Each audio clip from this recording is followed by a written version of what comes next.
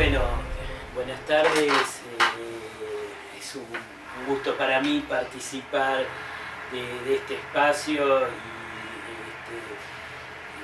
bueno, poder compartir con ustedes el trabajo, al menos por este medio. Ariel me preguntaba respecto de la cuestión de la orientación. Respecto de la orientación, siempre tengo presente que, bueno, en principio es diferente de lo que sería una obra y de lo que sería una enseñanza. Adjudicando la obra a Freud, solemos hablar de una obra, la obra freudiana, y de una enseñanza, la enseñanza de Lacan. Lacan mismo la nombraba de esa manera y ha dado algunas indicaciones, y en Miller él llama a su curso, en las diferentes series de su curso, lo ubica como orientación lacaniana. Cuando tomo el término orientación, una perspectiva de ella es que orientarse es mirar hacia Oriente. Y hay ahí unas indicaciones en algún momento, creo que es el comienzo del seminario 18, que Lacan dice: soy lacaniano porque hablo chino. Es decir, que hay una perspectiva hacia Oriente, en el siguiente sentido, que puede haber diferentes maneras de ligar el goce con el significante. Y que Occidente ha tenido una manera de ligar el goce con el significante, y Oriente ha tenido otra manera, que no hay una única, haciendo referencia además a que en Occidente se trata de la manera judeo-cristiana de ligar el goce con el significante. Por otro lado, Miller da algunas indicaciones de que para orientarse tiene que haber momentos de desorientación, es decir, que hay que desorientarse de la buena manera para encontrar la orientación respecto del psicoanálisis. Quizás también vale la pena decir que en el psicoanálisis, que no es matemática, que esto lo dice, está elaborado tanto por Lacan como por Miller, no cabe otra que orientarse, es decir, que tener un norte al cual mirar, y a partir de ahí se verá en cada ocasión como uno toma una perspectiva. Y lo último que me parece vale la pena ubicar es que por lo menos tanto en Lacan como en Miller lo rescata respecto de Lacan, pero me parece que se lo puede adjudicar a Miller mismo también, está la perspectiva de lo que implica plantarse, así, ese es el término que utiliza Miller, plantarse frente a un auditorio, y Miller dice vociferar, que era lo que hacía Lacan. Es decir, que hay algo de lo que elaboramos en el psicoanálisis que no prescinde del plantarse con el propio cuerpo y situar una posición frente al otro y transmitirla al otro, que no alcanza con grandes elaboraciones teóricas sueltas, sino que hay algo de cómo uno se planta, y quizás hay que decir cómo uno se planta en cada ocasión, en cada momento, que no son lo mismo la época de Freud, la época de Lacan y por supuesto la época actual. Respecto de, porque el siguiente punto estaba ligado a la creencia que implica el comienzo de un análisis, que eso se puede nombrar como creencia en el inconsciente. De hecho, Lacan en un momento de su enseñanza se pregunta si el inconsciente existía antes que Freud. Y efectivamente lo que plantea Lacan es que no solamente hizo falta Freud para darle existencia al inconsciente, sino que al inconsciente hay que darle existencia cada vez, en cada análisis, y cada sujeto tiene que darle existencia al inconsciente. Es interesante porque hasta uno puede darle existencia al inconsciente en la adultez respecto de su propia infancia. Es decir, que uno puede interpretar algunos sucesos de su infancia desde la perspectiva del inconsciente, pero es recién en la adultez que interpreta eso y le está dando la existencia al inconsciente en ese momento. Y darle existencia al inconsciente es creer en el inconsciente. Tal como lo decía Lacan mucho tiempo después, que hay que creer en el síntoma. Creer en el síntoma, es, lo decía Lacan, es creer que el síntoma tiene un sentido. Eso es una creencia que tiene todo su valor, porque permite elaborar ese síntoma, no porque sea creencias menos, y además lo vengo de trabajar hace poco tiempo hablando respecto del sueño en el IPOL de Bruselas, porque ahí propuse también que hay que creer en el sueño, porque efectivamente en Bruselas se trabajaba el inconsciente y el cerebro. Nada en común, ese era el título del IPOL. Entonces, lo que allí planteaba es cómo se pueden hacer investigaciones sobre el sueño sin creer en el sueño, es decir, rompiendo el lazo que el sueño puede tener con el otro y con el sentido, obviamente, queriendo medir allí las alteraciones energéticas en el cerebro sobre los sueños, etc. O se puede tomar el sueño creyendo que eso tiene un sentido. Y creer que tiene un sentido, dice Miller, toca lo real, puede hacer que se toque lo real, y por la vía de esa creencia uno puede hacer un análisis, que es un análisis que no se queda en el nivel de la creencia, sino que toca algo del cuerpo, y que por supuesto tenemos múltiples ejemplos, tenemos una casuística enorme de cómo eso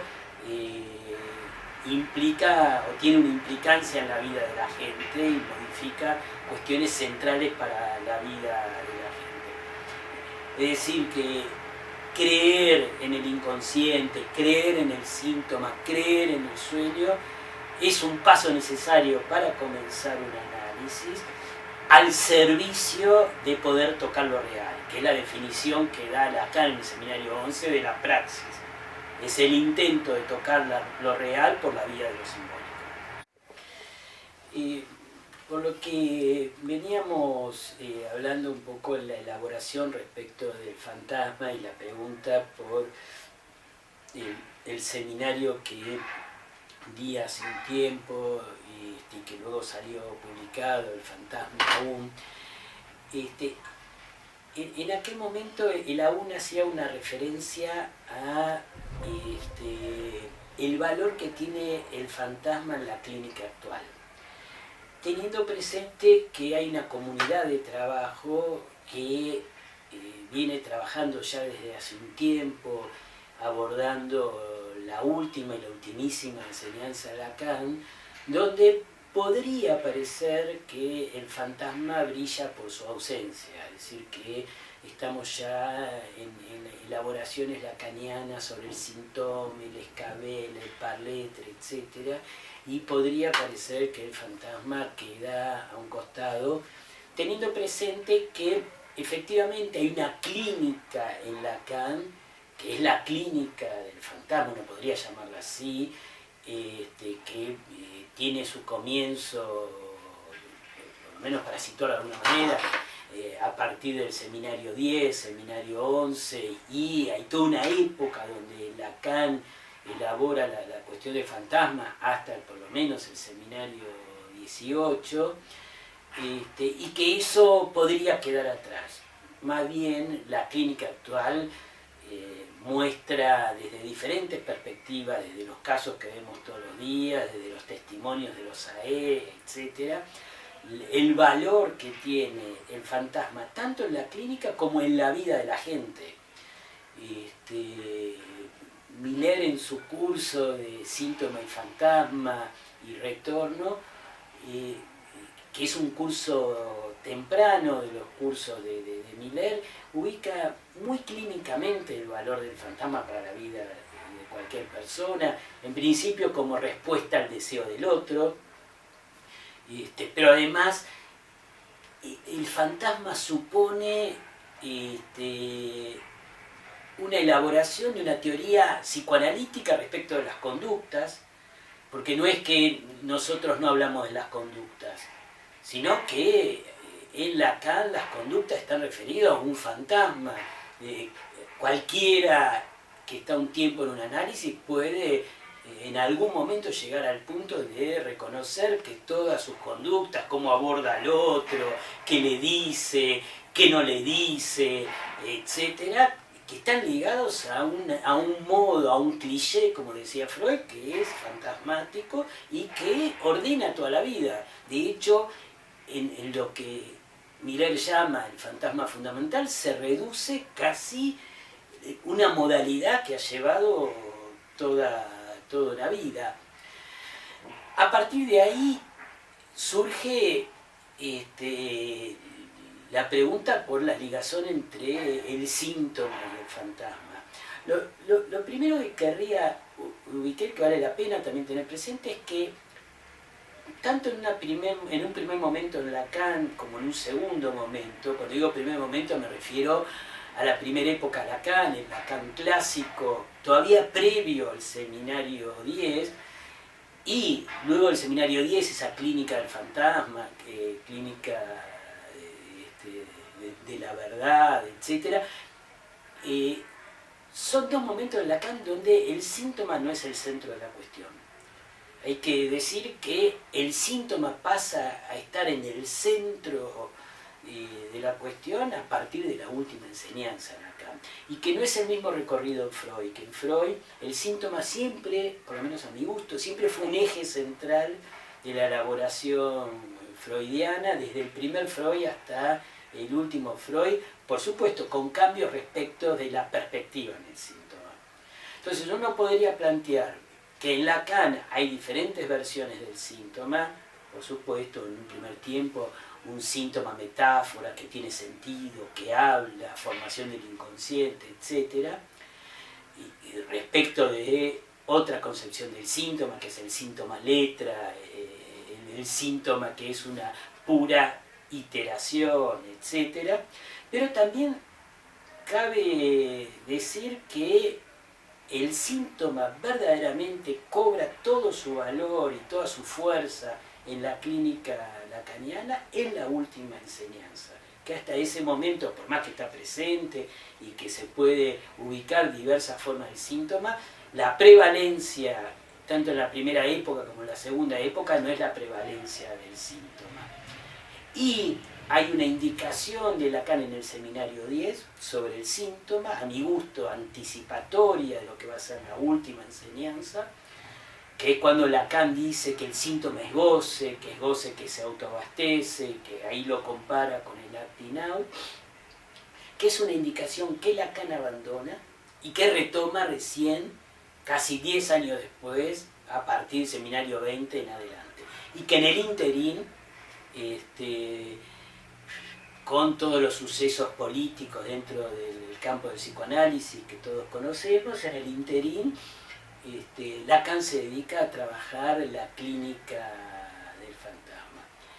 Esto no hace que uno no tenga que hacer el esfuerzo y que en Lacan mismo esté ese esfuerzo de ligar el síntoma con el fantasma, como si fuesen dos cosas separadas. En primer lugar, uno podría decir que por más que definamos hoy el fin de análisis por la vía del síntoma a partir de la última enseñanza de Lacan y en su variación sobre la grafía del síntoma con el concepto de síntoma, el fantasma está muy presente en la clínica actual, es parte, lo que llamamos atravesamiento del fantasma, es parte del recorrido analítico de lo que implica un análisis llevado hasta su término. Lo que sí me parece es que queda separado el atravesamiento del fantasma de lo que llamamos estrictamente el final, que puede haber un atravesamiento del fantasma, pero que a partir de la última enseñanza de Lacan se espera más todavía de ese análisis y que ese se espera más del análisis, tiene una referencia precisa hacia el síntoma. Finalmente, hay una indicación de Lacan que la hemos trabajado bastante en aquel seminario al que hacía referencia antes, donde es una indicación de Miller, no de Lacan, una indicación donde Miller indica que el fantasma es un modo de hacer con el síntoma. Y vale la pena ubicar esto, que el fantasma es un saber hacer. Un saber hacer siempre repetitivo, siempre igual, único, porque cuando alguien viene a análisis y dice que no puede parar de enfrentarse, por ejemplo, al otro sexo de la misma manera, tiene un saber hacer que siempre logra armar pareja con determinadas mujeres, por ejemplo. Bueno, hay que poder lograr encontrar esas mujeres, lograr que armen esa pareja, etc. Es decir, hay un saber hacer respecto de eso, pero que llegado a un punto ese saber hacer siempre igual le trae inconvenientes al sujeto y por eso viene análisis. Y es la diferencia que vale la pena realizar entre el saber hacer y el saber hacer allí. Porque el fantasma es un saber hacer, pero atravesando el fantasma, eso habilita a encontrar modos de saber hacer en cada ocasión, más allá del saber hacer que tenía en su fantasma cada quien. Finalmente uno podría decir que ese fantasma le sirvió en la vida a ese sujeto para hacer, en muchos casos, hacer una vida. Que no veo por qué habría que tocar eso, salvo que el sujeto sufra de ese saber hacer que implica haber hecho una vida, pero una vida que puede transformarse en una vida sufriente y requiere que un analista intervenga. Bueno, nuevamente agradecer la posibilidad de trabajar con ustedes. Por supuesto que espero un retorno de lo que pude transmitirles y de lo que ustedes puedan elaborar a partir de lo que, por supuesto,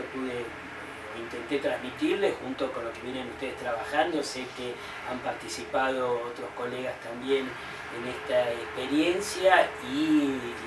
veremos si en algún momento podemos estar allá trabajando junto con ustedes. Bueno, espero un fructífero trabajo y como decía antes, el retorno de todas estas cuestiones.